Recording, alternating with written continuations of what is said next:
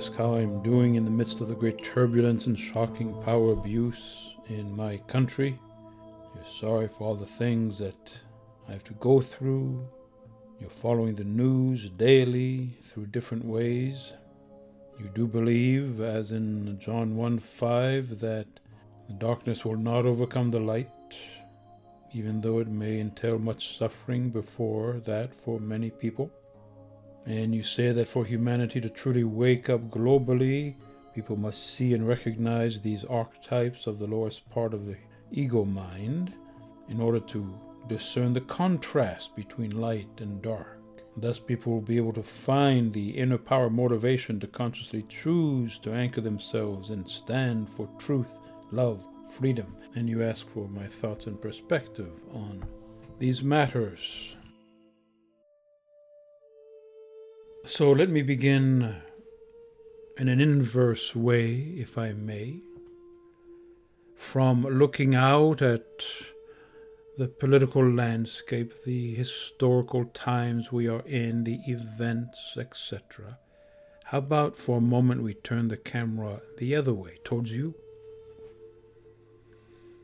Can you see, regardless of the stimulus, can you see worry, fear, distress, identification, agitation, where in fact the actual work that needs to be happening is within, cultivating a peace and a connectedness with the vaster reality, with God consciousness. This is not, as it has been misrepresented as, this is not disinterest in the human condition, but what it is getting out of the turbulence itself, that in fact one may go back in and help as one anchored in peace. So the very beginning of this reflection must be about an inner state that is independent of whatever the latest human insanity might be. Whatever century we are in. 80 years ago, it was the Nazis invading Europe on fire. 200 years ago, it was another catastrophe. All the way back to 450 AD, when St. Augustine, in all his deep reflections, was literally witnessing the barbarians at the gates of Rome, the end of civilization. In other words, it is always something that sleeping humanity, broken humanity, self-absorbed humanity is doing. And so we can either pick our identification, or I'll be very upset about this, I'll be very upset about that. Seek our heroes. This man is for the people. Oops, it's Joseph Stalin. Whatever. It is all madness. You speak of how someday humanity will wake up globally. That is inaccurate. Humanity wakes up one person at a time. Or it stays in the mess that is never ending until the sun novas. Now I speak to you as one whose father marched literally side by side with Martin Luther King. All of these humanitarian issues were front and center. Even across the globe, he'd go to South America, I would go with him. He'd speak to tortured nuns in the Philippines, all of these realities. And so what is the result right now? My 95-year-old mother is in a constant state of rage and distress, watching what you're watching on television. Is that how we transition out of this life, raging at the latest news? Is that how we contribute to the harmony of the universe? Whatever this current situation is, it will pass. And there'll be another one. And there'll be the other side coming in as the pendulum swings from left to right and right to left. And then there'll be other problems. Oops, another mistake. It may seem better, somebody who cares, somebody who's different, but it is all essentially the same mess. The politicians, whatever side they're on, are essentially self-interested, and worse, sometimes malignant narcissists who say the right words. And yes, of course, we seek to help suffering humanity, but we cannot help if we are as distressed as everybody else. So I ask you again, what is really happening in you? Is it fear? Is this fear really because of the news, or is it something deeper that manifests whenever something problematic is happening? Where is the inner healing that enables communion with the divine? To allow us to become channels of blessing. Where is the connectedness to a greater reality that can be heard in the birds singing from the trees, in beauty? That is all still there. Yes, the latest troubles must be known. If we lived in the 19th century, it'd be the coming of the industrial age and child labor, the Charles Dickens and all that. And we do what we can. But from a transcendent place of connectedness with reality, which is not reduced to the latest insanity of human beings who are lost, godless, mean-spirited, helpless, etc. So you ask me how I am doing. I am just fine. None of that has any impact on my relationship to the mystery and wonder of existence. They, in their toxic life and ways, have nothing to do with the gift of life, the eternity in time, the devotional connection with the higher. What a shame it is, what a tragedy it is that they, whoever they may be, would take that away, would cause us to not have our birthright in whatever century and time, historical circumstance we live in. Our first duty is, you will love the Lord your God with all your might, heart, soul, strength.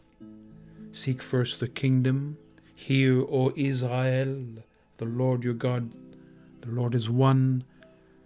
It is that consciousness that we seek to achieve before we are in the grave.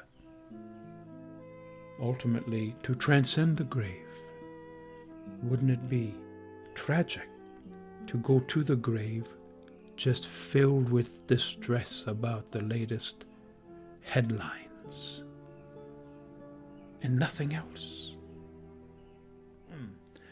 So it is a strange paradox, recognizing what is going on in the world, having compassion, of course, but not being soiled by what is inevitable in human dysfunction. Gurdjieff has this strange idea, which is nevertheless metaphysically interesting, that these mass movements of identification that cause wars and devastation feed something impersonal in the organic life of this level of creation, feed the moon, as he says. What does this really mean? That the depths of sleep and disconnection with deeper reality and our true potential makes us compost. So we must see beyond the headlines. And your point about recognizing the archetypes and such,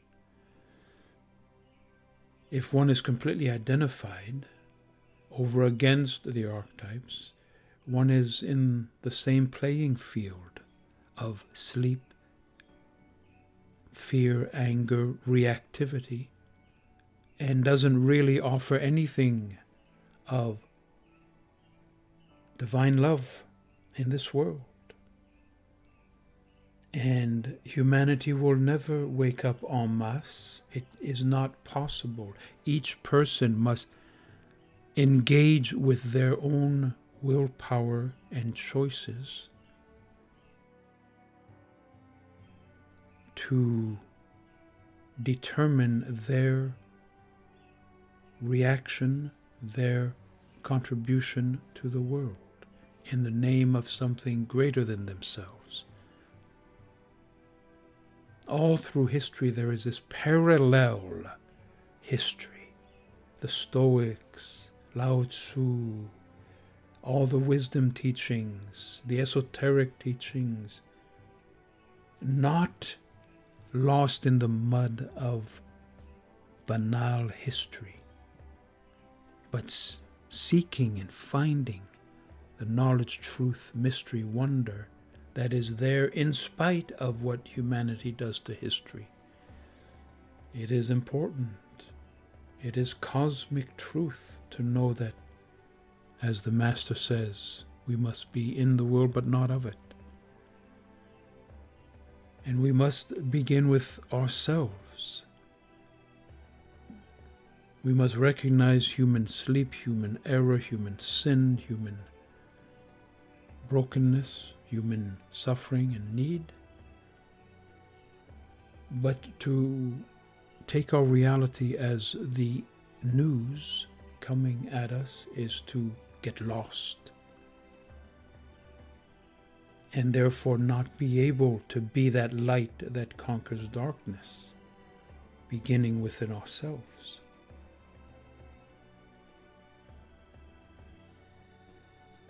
So the real enemy right now is fear, worry, stress, identification, wrong focus, forgetfulness. I say to you that if you turn back to beauty, spring coming here, from that consciousness, that place, that union, that communion, you can be the alternative to the darkness all around. But somewhere in the midst of this historical time, there must be those who are incarnations of harmony in spite of the noise, the sound and fury, the tragedies, and who in that God consciousness contribute as is made possible to them, even if it is only to bring a smile to a child. That is the butterfly effect in the universe. And as for the dark figures, the archetypes, they will be dust in the wind sooner or later, and sooner than later. And then some other version will show up. And in that dimension, in that godlessness, whatever side is showing up, it is pretty much the same.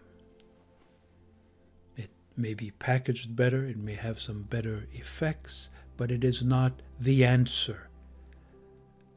Because the kingdom on earth is not what is going to happen. We must seek the kingdom within and bring that as we can in the humblest, simplest ways. And then a little light appears that is unconquerable by the surrounding darkness. May it be your experience.